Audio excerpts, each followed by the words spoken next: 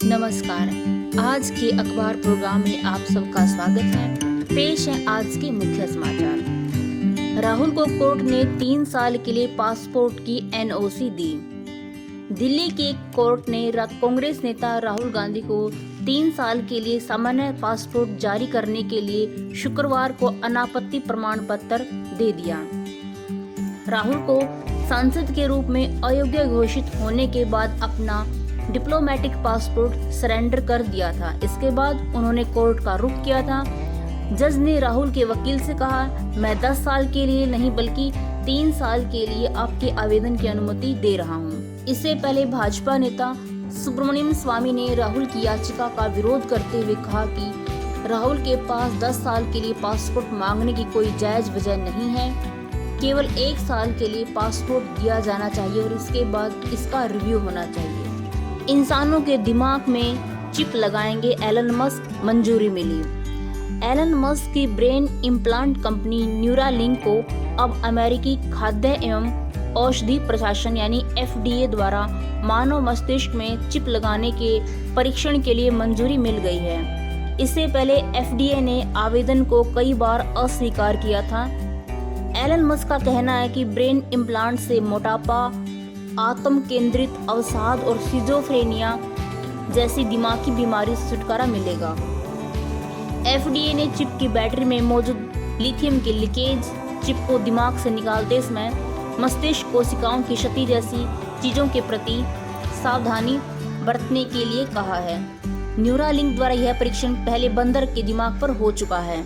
JIPMAT देने वाले छात्रों को CUET में जून में मिलेगा मौका। NTA नेशनल टेस्टिंग एजेंसी यानी कि NTA ने फैसला किया है कि रविवार को JIPMAT joint integrated programme in management admission test में बैठने वाले छात्रों को जून के पहले हफ्ते में CUET UG में बैठने का मौका मिलेगा।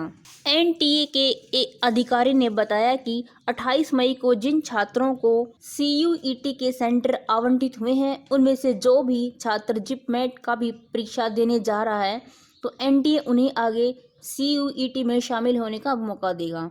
देश भर के 46 केंद्रीय विश्वविद्यालयों सहित 200 से ज़्यादा विश्वविद्यालयों में दाखिले के लिए NTA CUET यानी कॉमन यूनिवर्सिटी एंट्रेंस टेस्ट का आयोजन 21 मई से 2 जून के बीच हर दिन 3 शिफ्ट में कर रहा है। पहलवानों का ऐलान, पंचायत करना हमारा हक, पुलिस जहां जहां रोकेगी वहीं करेंगे महापंचायत। नए संसद भवन के उद्घाटन के दिन होने वाली महिला महापंचायत की तैयारियां तेज। यौन शोषण के आरोपी बृजभूषण शरण सिंह की गिरफ्तारी को लेकर दिल्ली में जंतर मंतर पर पहलवानों का धरना शुक्रवार को भी जारी रहा। पहलवान अब नए संसद भवन के पास महिला सम्मान महापंचायत की तैयारियों में जुटे हैं।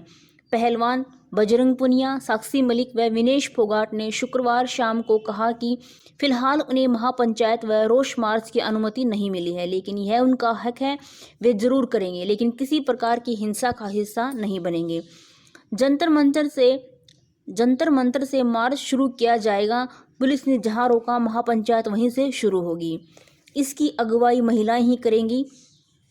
वहीं विनेश फोगाट व साक्षी मलिक ने आह्वान किया है कि देश में जितनी भी महिला सांसद व विधायक हैं, चाहे वे किसी भी पार्टी या किसी भी प्रदेश की हों, जरूर आएं। कर्नाटक, सोनिया राहुल से मिले सिद्धारमैया, आज 20 नए मंत्री शपथ लेंगे। कर्नाटक के मुख्यमंत्री सिद्धारमैया ने शुक्रवार को कांग्रेस संसदीय दल की अध्यक्ष सोनिया गांधी और पार्टी के पूर्व अध्यक्ष राहुल गांधी से मुलाकात कर मंत्रिमंडल के विस्तार से संबंधित मामलों पर चर्चा की। सिद्धारमैया शनिवार को अपने मंत्रिमंडल का विस्तार करेंगे। सूत्रों के अनुसार 20 नए मंत्री शामिल किए जाने की तैयारी है। कर्नाटक में कांग्रेस की सरकार बनने के बाद सिद्धारमैया की सोनिया गांधी के साथ यह पहली बैठक है। चीन की घेराबंदी के लिए भारत को नाटो प्लस का दर्जा संभव, अमेरिकी कांग्रेस कमेटी की सिफारिश। ताइवान में चीन की दबंगई पर लगाम कसने और उसकी घेराबंदी के लिए अमेरिका अब भारत को मजबूत साझेदार के रूप में देख रहा है। अमेरिकी कांग्रेस की सेलेक्ट कमेटी ने भारत को नाटो प्लस का दर्जा देने की सिफारिश की है। नाटो प्लस में अभी 5 देश हैं। कमेटी की सिफारिश मंजूर हुई तो भारत इसका 6ठा सदस्य बन जाएगा। कमेटी का मानना है कि चीन ताइवान पर हमला करता है तो सामरिक तौर पर कड़ा जवाब देने के साथ साथ क्वाड को भी अपनी भूमिका बढ़ानी होगी। चीन से मुकाबले के लिए अमेरिका को G7 के देशों के साथ भी सहयोग को और मजबूत करना होगा। क्या है नाटो प्लस? मूल नाटो उत्तरी अटलांटिक संधि संगठन में 31 सदस्य देश हैं। अमेरिका ने नाटो प्लस संगठन बनाया हुआ है। इसमें ऑस्ट्रेलिया, न्यूजीलैंड, इजराइल, जापान और दक्षिण कोरिया हैं। इन देशों के साथ अमेरिका के सामरिक संबंध हैं। इमरान के यूरिन टेस्ट में कोकीन शराब मिली, दिमागी हालत ठीक नहीं। पाकिस्तान के स्वास्थ्य मंत्री अब्दुल कादिर पटेल ने दावा किया है कि पूर्व प्रधानमंत्री इमरान खान की दिमागी हालत ठीक नहीं है। पटेल ने पीटीआई अध्यक्ष इमरान की मेडिकल रिपोर्ट को लेकर शुक्रवार को प्रेस कॉन्फ्रेंस की। उन्होंने कहा, सीनियर डॉक्टरों का 5 सदस्यीय पैनल कह रहा है कि इमरान की दिमागी हालत संदिग्ध है। बात करने के दौरान उनकी हरकतें किसी फिट आदमी की तरह नहीं थी। उन्होंने कहा कि इमरान के यूरिन टेस्ट के नमूने में शराब और कोकीन का पता चला है। रिपोर्ट में किसी भी फ्रैक्चर का जिक्र नहीं है, जबकि वह जानलेवा हमले के बाद 5 से 6 महीने तक अपने पैर में प्लास्टर लगाए हुए थे। कट्टरपंथी एजेंडे से राष्ट्रपति एर्दोगन की राह आसान, तुर्की के गांधी पिछड़े। तुर्की में रविवार को राष्ट्रपति चुनाव के लिए पहली बार वोटिंग का एक और दौर होने जा रहा है।